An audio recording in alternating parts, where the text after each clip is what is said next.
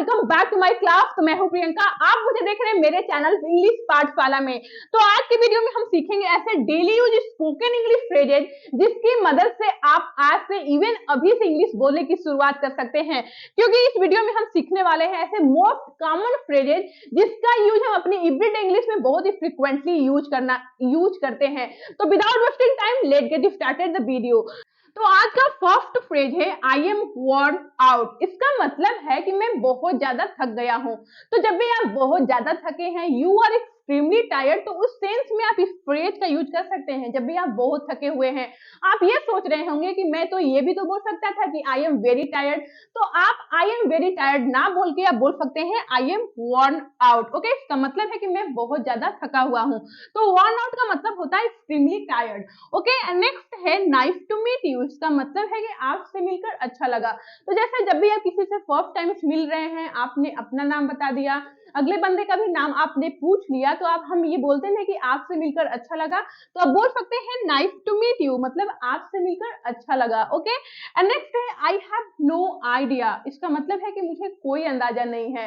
तो मे भी आपसे कोई पूछता है कि क्या आप मुझे बता सकते हैं कि यहाँ पास में कोई बैंक है या कोई होटल है या कोई हॉस्पिटल है, और आपको नहीं पता है, आपको उसके बारे में कोई अंदाजा नहीं है कि पास में यहाँ पे कोई होटल या रेस्टोरेंट या हॉस्पिटल है, तो आप बोल सकते हैं आई एम सॉरी, मतलब मुझे माफ करिएगा, आई हैव नो आइडिया, मतलब कि मुझे कोई अंदाजा नहीं है।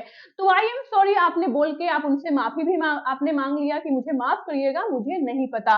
तो जब भी आपको कहना हो कि मुझे कोई अंदाजा नहीं है या मुझे नहीं पता, तो आप बोल सकते हैं आई हैव नो आइडिया।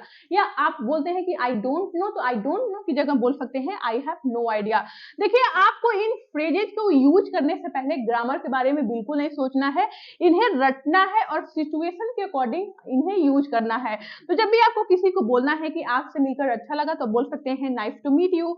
अगर आपको बोलना है कि मैं बहुत ज्यादा थका हुआ हूं, तो आप बोल सकते हैं I am worn out. Okay, तो आपको ग्रामर्स के बारे में बिल्कुल नहीं सोचना है। ओके, एंड नेक्स्ट है I am going to hit the sack. इसका मतलब है कि मैं सोने जा रहा हूं।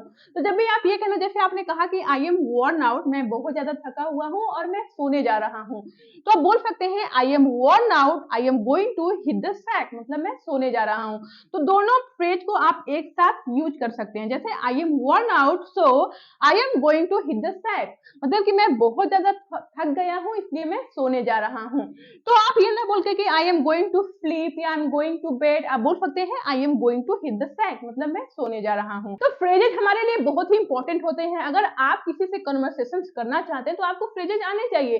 जैसे अगर आप इन्हें यूज नहीं करते हैं और अगला आदमी आपसे बोलता है कि I am going to hit the sack, और आपको इसका मतलब नहीं पता है, तो आप नहीं समझ सकते हैं कि अगला बंदा क्या कह रहा है। अगर आपसे कोई बोलता है कि I am worn out today, I am worn out, अगर आपको वर्न आउट का मतलब नहीं पता है, आप इस फ्रेज को नहीं जानते कि वर्न आउट का मतलब क्या होता है, तो आप कैसे समझ सकते हैं। तो कोई भी कन्वर्सेशन करने के लिए फ्रेजेज का आना बहुत जरूरी है। तो फ्रेजेज हमारे लिए बहुत ही इंपॉर्टेंट है और इन्हें यूज करने से पहले हमें ग्रामर के बारे में बिल्कुल नहीं सोचना होता है। ओके, नेक्स्ट है इट हैपेंस। इसका मतलब है कि ऐसा होता है। जैसे आपका कोई फ्रेंड है, किसी चीज को लेकर बहुत ही परेशान है, उसके साथ कुछ बुरा हो जाता है और वो बहुत ही परेशान है, तो आप बोल सकते हैं don't worry it happens. Don't worry का मतलब चिंता मत करो, इट हैपेंस मतलब ऐसा होता है या ऐसा हो जाता है, फॉर डोंट वरी। तो डोंट वरी इट हैपेंस मतलब ऐसा होता है। ओके, नेक्स्ट है हाउ इज इट गोइंग, मतलब सब कुछ कैसा चल रहा है।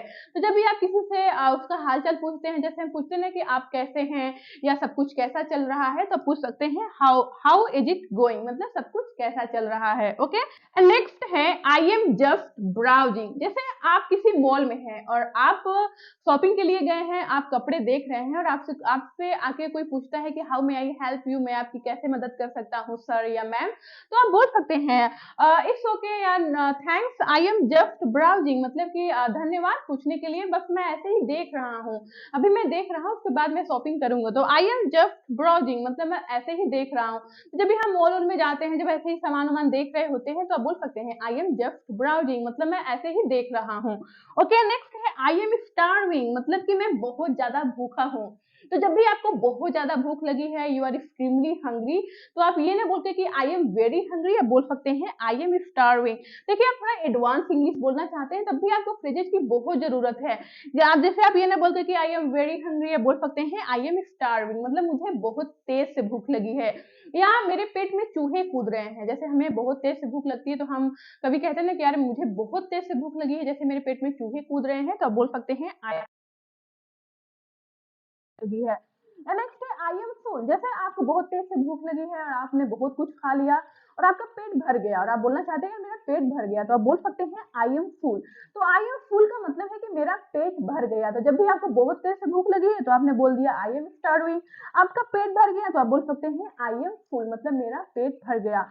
ओके, नेक्स्ट है कम व्हाट मे, मतलब चाहे जो हो जाए या चाहे कुछ भी हो जाए। जैसे हम बहुत बार बोलते हैं कि चाहे जो हो जाए या चाहे कुछ भी हो जाए मैं इंग्लिश सीख के रहूंगा, या चाहे कुछ भी हो जाए मैं उसके साथ नहीं जाऊंगा, चाहे कुछ भी हो जाए मैं उससे फोन नहीं करूंगा। तो चाहे कुछ भी हो जाए के लिए हम एक फ्रेज यूज करते हैं कम व्हाट में। एक एग्जांपल देखिए, जैसे आपको बोलना ना कि चाहे जो हो जाए मैं इंग्लिश सीख के रहूंगा, तो कम व्हाट में आई विल लर्न इंग्लिश। एक और एग्जांपल देखिए, चाहे जो हो जाए मैं उसके साथ नहीं जाऊंगा, कम व्हाट में I will not go with him, मतलब मैं उसके साथ नहीं जाऊंगा। तो कम व्हाट में का मतलब होता है चाहे जो हो जाए। ओके, नेक्स्ट है व्हाट फॉर।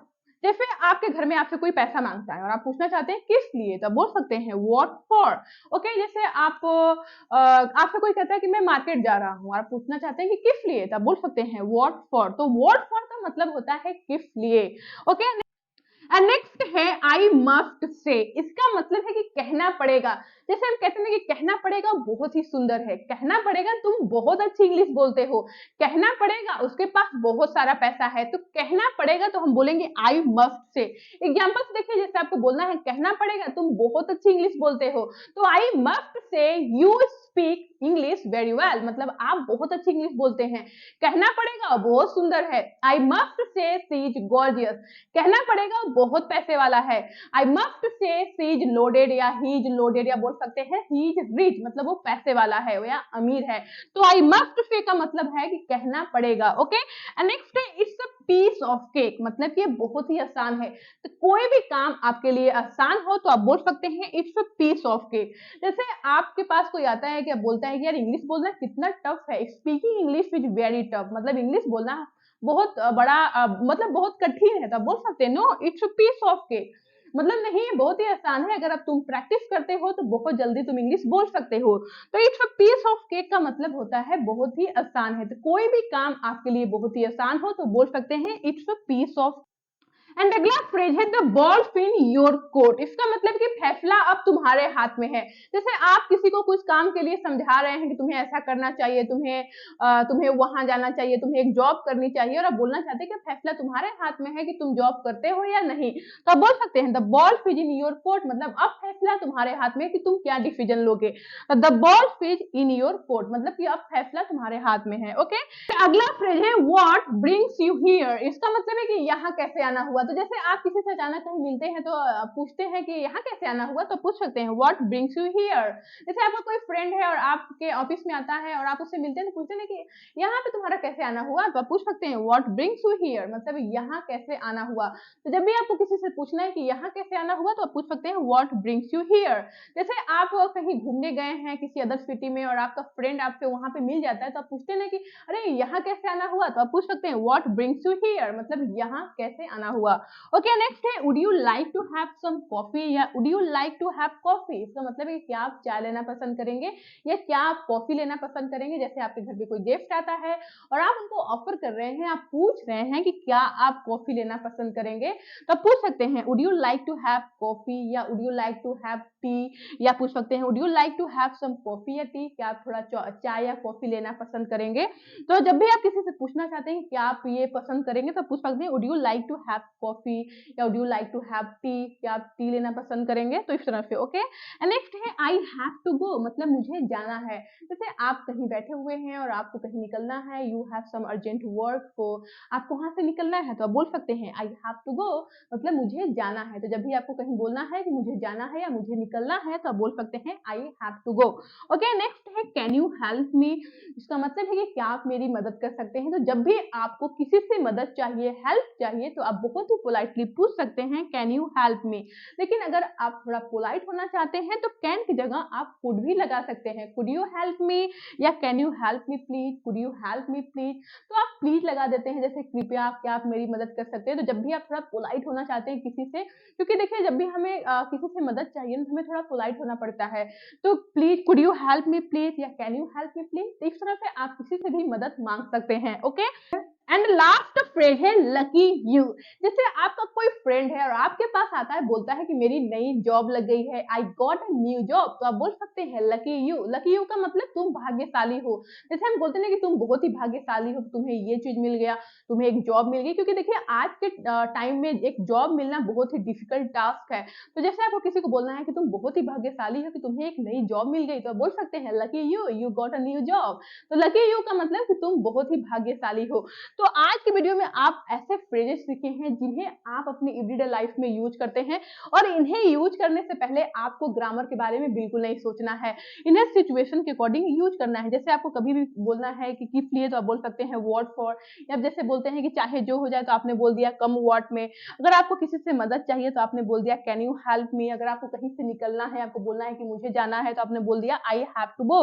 एंड नेक्स्ट, जब भी आपको किसी से बोलना है कि यार मुझे बहुत तेज से भूख लगी है, तो आपने बोला आई एम स्टार्विंग। तो देखिए इन्हें यूज करने से पहले क्या आपको कोई डिफिकल्टी आया, क्या आप ये सोच रहे हैं कि इसमें कौन सा ग्रामर लगा है, आपको इन्हें यूज करने से पहले ग्रामर के बारे में बिल्कुल नहीं सोचना है।